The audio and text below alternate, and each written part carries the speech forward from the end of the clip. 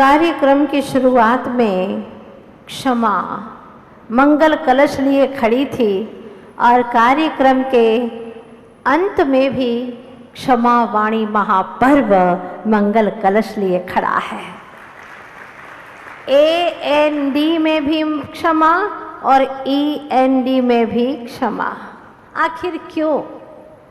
पहले दिन क्षमा इसलिए कि क्रोध तुम्हारा शत्रु है, सबसे ज़्यादा खतरनाक है, आत्मा का विभाव प्रणमन है, न स्वयं को चैन से जीने देता है और न ही औरों को चैन से जीने देता है। इसीलिए क्रोध नहीं बोध करना है। फिर 10 दिन तक हमने जो भी अपने आत्मा के घट में भरा वो कितना रहा है, उसकी फलोत्पत्ति कितनी हुई है, क्या प्राणी मात्र के प्रति मुझे क्षमा का भाव उत्पन्न हुआ है या नहीं, जो मैंने औरों के लिए क्षमा का भाव किया वो स्वयं के प्रति भी क्षमा का भाव हुआ है या नहीं, ये सारी जांच पड़ताल के लिए, अपना निरीक्षण करने के लिए और रिजल्ट पाने के लिए आज का दिन है। जो तुमने 11 दिन में पाया है वो आज देख लो, कहीं छलक करके लुढ़क करके गिर तो नहीं गया, कहीं छेद तो नहीं रहा कि 10 दिन में बातें करते रहे, धर्म की चर्चा करते रहे, उपवास करते रहे, त्याग व्रत आदि करते रहे और आज सारा सपाट हो गया। ऐसा तो नहीं है। पहले के लोग कहा करते थे आगे पाठ पीछे सपाट, कहीं ऐसा तो नहीं हो गया? जरा आज अपने गिरिबान में झांक करके निरीक्षण कर लेना चेतनात्मन, क्योंकि दर्पण से भी नाजुक ये जो मन है, जब इसको कठोर वचन का पत्थर लगता है, उसकी चोट लगती है, तो यह मन खंड खंड में बिखर बिखर जाता है। ऐसी स्थिति में जब खंडर बन जाता है तो इसको जोड़ने के लिए दुनिया में कोई ऐसी चीज नहीं बनी, ऐसी कोई वस्तु वैज्ञानिकों ने निर्मित नहीं की, या कि कोई ऐसी फैक्ट्री नहीं बनी जहां पर 2 अथवा अधिक दिलों के जो बिछड़े हुए हैं, बिखराव हैं, उन सारे दिलों को जोड़ सके। पत्थरों को जोड़ने के लिए पदार्थ तैयार किए हैं, लकड़ियों को जोड़ने के लिए पदार्थ तैयार किए हैं, सारी जो वस्तुएं हम देखते हैं उनको जोड़ने के लिए कुछ न कुछ, कपड़े फटे हुए उनको जोड़ने के लिए भी कुछ न कुछ उपाय है। लेकिन टूटे हुए बिखरे हुए मन को जोड़ने के लिए आखिर है क्या? इसके जोड़ने का तरीका अगर कहीं मिलता है तो वह है मात्र मात्र और मात्र जैन दर्शन, जहां उत्तम क्षमा वाणी के माध्यम से बिखरे टूटे कई वर्षों के और बिखरे बिखरे दिलों को भी जोड़ दिया जाता है। विज्ञान भी कहता है कि आप अगर क्षमा भाव से भर जाते हैं तो आपके भीतर में जो ब्लॉकेज हैं हार्ट के, वो भी सारे खुल जाते हैं। इतनी क्षमता है क्षमा रूपी औषधि के अंदर। जो बाहर की औषधि काम नहीं करती, वो यह क्षमा रूपी औषधि काम करती है। कई वर्ष पहले एक हकीकत की घटना घटी। नगर के अंदर दलपत भाई भी रहा करते थे और डाया भाई भी रहा करते थे। गुजरात के ही दलपत भाई और डाया भाई। डाया भाई એટલે તમે જાણો છો ને? हाँ, डायो એટલે समझदार, है ना? हाँ, एक डाया भाई थे, दूसरे दलपत भाई थे। अब दोनों में इतना प्रेम था, बहुत प्रेम था, लेकिन कभी कभी क्या होता है, छोटी छोटी बातों से ही द्वंद्व हो जाता है और मन मुटाव होता है। किसी को पता चलता है और वो शत्रु है तो उसका पूरा पूरा मजा ले लेता है। बात ये हुई, छोटी सी बात, बैठे बैठे देख अब समय तो अपने को पास करना ही है ना, बस नहीं आ रही है तब तक अपन कुछ चर्चा करते हैं। और वहां पर बैठे बैठे मिट्टी के ऊपर उसने कहा, देख ये है मेरा खेत, ये मेरा खेत है, उसमें मैंने बहुत सारी गाय पाल करके रखी है, कंकर रख दिए। तो दूसरा दलपत कहते हैं, तुमने ये खेत है तो मेरी भी गाय हैं, हाँ, और चरते चरते ले आ गई तेरे खेत में। अब उसने कंकर फेंक दिया अपना। उसने कहा कि देखो भाई, तुम्हारी जो भैंसे है ना वो मेरे खेत में नहीं चलेगी, सारी फसल को खा जाएंगी, हाँ, इसलिए तुम वापिस करो, वापिस ले जाओ उनको। बोले अब तो आई गई खेत में, अब वापिस नहीं जाने वाली, आई गई है अब तो नहीं जाने वाली, तो मेरा सारा चारा चर लेंगी। चरे तो चरे, पशु हैं, क्या कर सकते हैं, इसे ही तो पशु कहते हैं जो समझदार नहीं होते हैं। उसने कहा कैसे नहीं होते, वो जानवर कहलाते, ज्ञान में बड़े श्रेष्ठ कहलाते, जितना कि इंसान नहीं होता। निकालो इसे। उसने कहा नहीं निकालूंगा। क्या करेगा? नहीं निकालोगे, नहीं निकालोगे। और आपस में बातों ही बातों में कश्मकश में इनका विवाद हो गया, और विवाद हो गया, आपस में लड़ने लगे। ये क्या हो गया? कोई खेत खरीदा नहीं है और सिर्फ ऐसी ऐसी छोटी छोटी बातों के ऊपर गौर करना। अब एक बार इनके अंदर विवाद करने की बात तो आई गई, पहली बार विवाद तो कर ही लिया। अब धीरे धीरे स्थितियां ये बनने लगी कि छोटी छोटी बातों में आपस में विवाद होने लगा। और एक दिन ऐसा आया कि इन दोनों में इतना मनमुटाव हुआ और लोगों ने भी पूरा मजा लिया।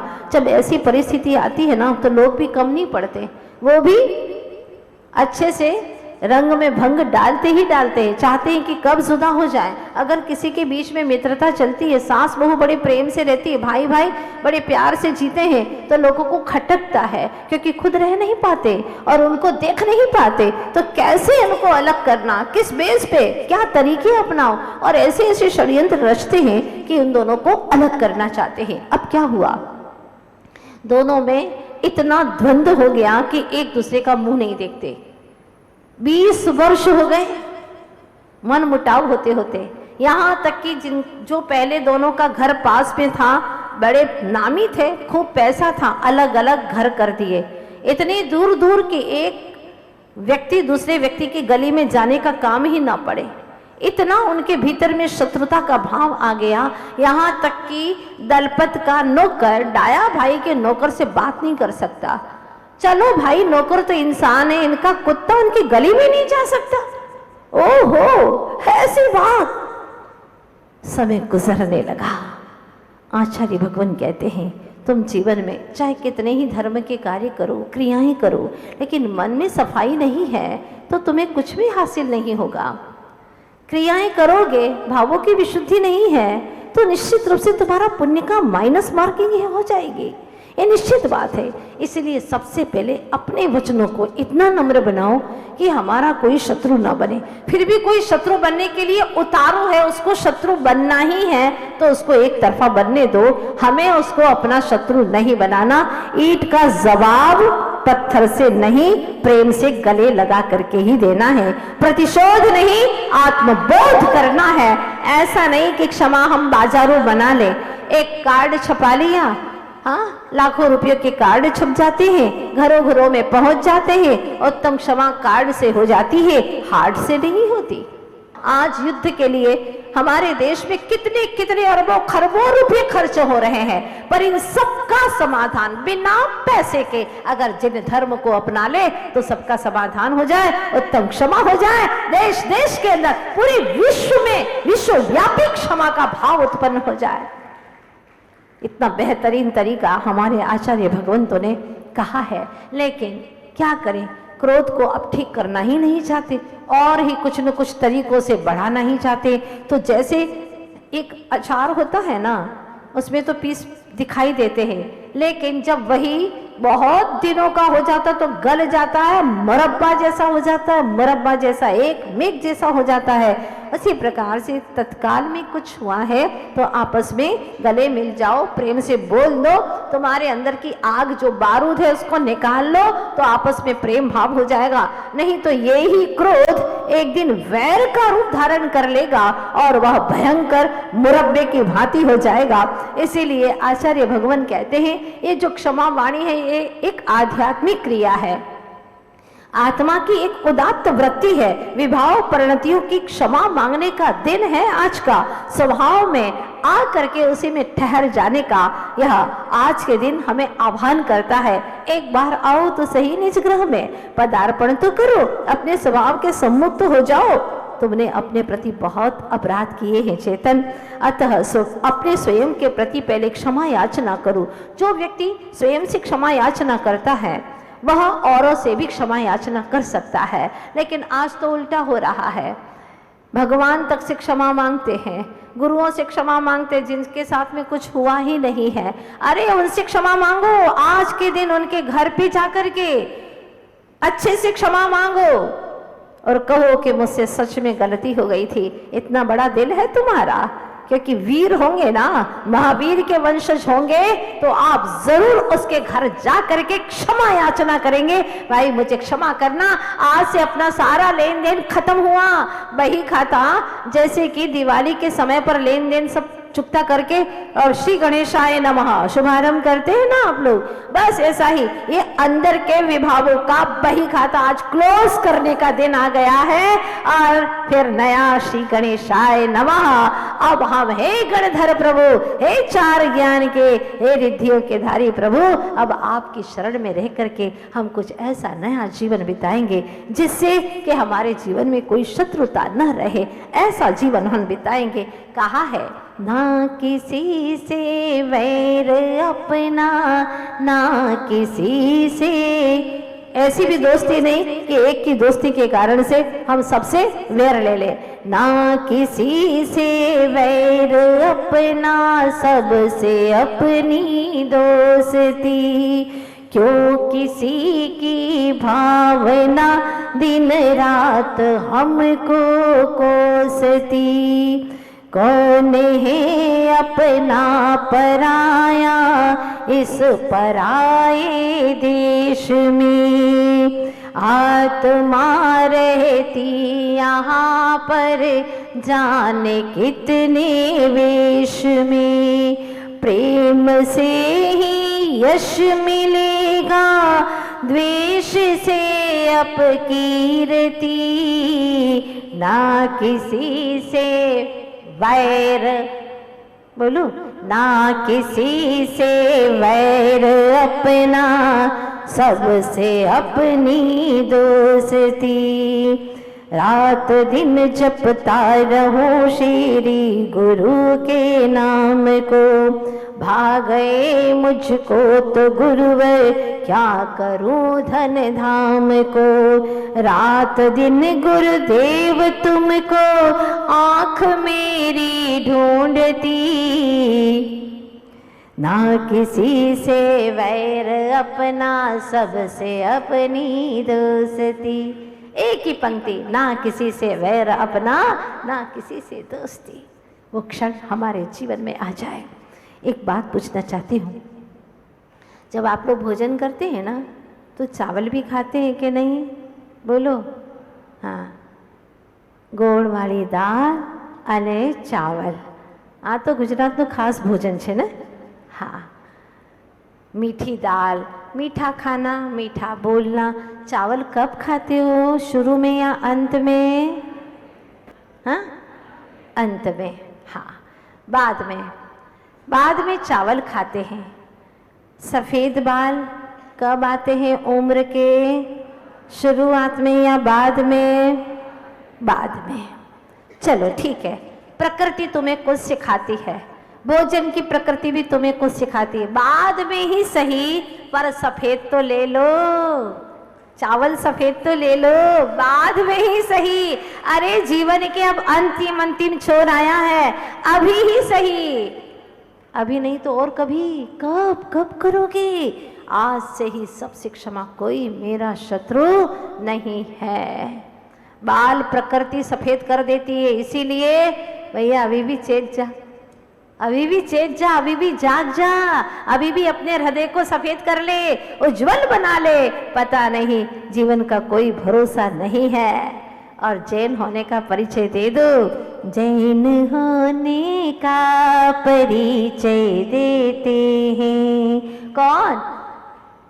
दुश्मनों को भी क्षमा कर देते हैं, जैन होने का परिचय देते हैं। एक बार गुनगुनाओ ना, आप लोग जैनी हो ना सर? बोलो एक बार। दुश्मनों को भी क्षमा कर देते हैं कौन? हम दुश्मनों को भी क्षमा कर देते हैं, जैन होने का परिचय देते हैं। आज से असली जैन बनोगे? बोलो। तो उसके घर जाओगे जिसके घर अगर कभी कोई मन मुटाव जरा सा भी हो गया हो, जाइएगा। आप वीर कहलाएंगे, क्योंकि आचार्य भगवान कहते हैं कि जो स्वयं क्षमा याचना करता है वह व्यक्ति बहुत बड़ा होता है। उसको सामान्य व्यक्ति नहीं कहते, बहुत बड़ा व्यक्ति होता है जो स्वयं ही क्षमा याचना कर लेता है। क्षमा याचना करता है, उसकी भी क्षमा कर लेता है और कालांतर में कभी उसके प्रति वैर भाव रखने के लिए भाव ही नहीं करता। निश्चित रूप से वो बहुत महान और सर्वसुखी व्यक्ति हो जाता है। आप लोगों ने एहसास किया होगा, जब भी किसी के प्रति शत्रुता रहती है तो आपको चैन से नींद आती है क्या? करवटें बदलते रहते हैं, जैसे पापड़ सीखते रहते हैं, हाँ? चैन नहीं पड़ता है। तो आचार्य देव कहते हैं कि जिससे मन वचन काया से बुराई हुई है, आज उसके घर जाकर के और जो जाएगा वो सर्वश्रेष्ठ महावीर का वंशज कहलाएगा, महावीर का वंशज कहलाएगा। ये मत सोचना कि मेरे जाने से वो क्या सोचेगा कि देखो मैं छोटा पड़ गया। छोटा नहीं, वो सबसे बड़ा होगा, महावीर होगा, वह सामान्य नहीं है। यह हमारे तीर्थंकरों की परंपरा है और इसका निर्वाह आपको भी करना है। दिल थोड़ा सा बड़ा करना है, और दिल बड़ा करोगे ना तो विराट परमात्मा आकर के बस जाएगा। हे प्रभु, सभी जीव सुखी हों, सर्वे संतु निरामया, सभी जीव निरोग रहे, सर्वे भद्राणि पश्यन्तु, सभी आनंदित होकर के जिए। मां क्वचित किसी भी जीव को कभी भी दुख कभी ना हो प्रभु, बस यही भावना करता हूं। इस भावना में आपको कुछ पैसा लगता है क्या? नहीं लगता है ना। और ध्यान रखना, अगर तुमने अपने जीवन में एक किसी को दुश्मन बनाया है ना, तो एक से लड़ाई होगी और एक से उसके पूरे परिवार तक लड़ाई जाएगी, और वो जिस परिवार का, इसके रिश्तेदारों से भी लड़ाई होगी कि नहीं होगी बताओ। फिर वो जिस समाज का है उससे भी लड़ाई हो जाएगी, फिर वो जिस नगर का है वहां से भी द्वंद्व रहेगा, फिर राष्ट्र, देश और पूरे विश्व तक एक व्यक्ति से लड़ाई पूरे विश्व तक पहुंचती है। कैम्ब्रिज विश्वविद्यालय का एक छात्र जिसका दूसरे छात्र से द्वंद्व हो गया, विवाद हो गया, हिंदू और दूसरा हिंदू नहीं था, दोनों के आपस में वाद विवाद हो गया, धीरे धीरे करके उसके अपने मित्र हो गए, उसके अपने मित्र हो गए, कॉलेज में दो भागों में ग्रुप बन गया, एक उसका एक इसका। अब धीरे धीरे वह इतना बड़ा व्यापक हो गया कि विश्वव्यापी युद्ध हो गया। जब युद्ध हुआ था, इसका मूल जो सोर्स था, स्रोत था, वो यही था, एक व्यक्ति से युद्ध होता है, विवाद होता है, और वो कितना बड़ा रूप ले लेता है। और देखिए हमारे ग्रंथ की चर्चा है, भरत और बाहुबली आपस में ही थी ना, भाई भाई की थी वो तो बात, और कितना बड़ा रूप ले लिया उसने। ये तो बहुत अच्छा हुआ कि कोई समझदार पहुंच गया और उन्होंने जाकर के ये बात कर दी कि भाई भाई में ही युद्ध रहने दो, इतनी सारी अक्षौणी सेना का सर्वनाश हो जाएगा, इसलिए ये नहीं करना है। वास्तव में अगर आज हम अपने हृदय में क्षमा याचना करते हैं, व्यक्ति क्या सोचता है, मैंने क्षमा मांगी ना तो मैं बहुत छोटा हो जाऊंगा। नहीं नहीं, जिसने क्षमा की है वो आज तक का रिकॉर्ड है, वो सिद्धालय के महल में ले जाकर के विराजमान हो गए। दिन भर में हमारे से बहुत सारी गलतियां होती है, लेकिन शाम ढले कम से कम एक बार तो हम क्षमा याचना उससे कर ही लें। अनंत सुख का, अव्याबाद सुख का संवेदन करें। इन्हीं शुभकामनाओं के साथ में बोलिए क्षमावाणी महापर्व की, आचार्य गुरुवर श्री विद्यासागर जी महाराज की।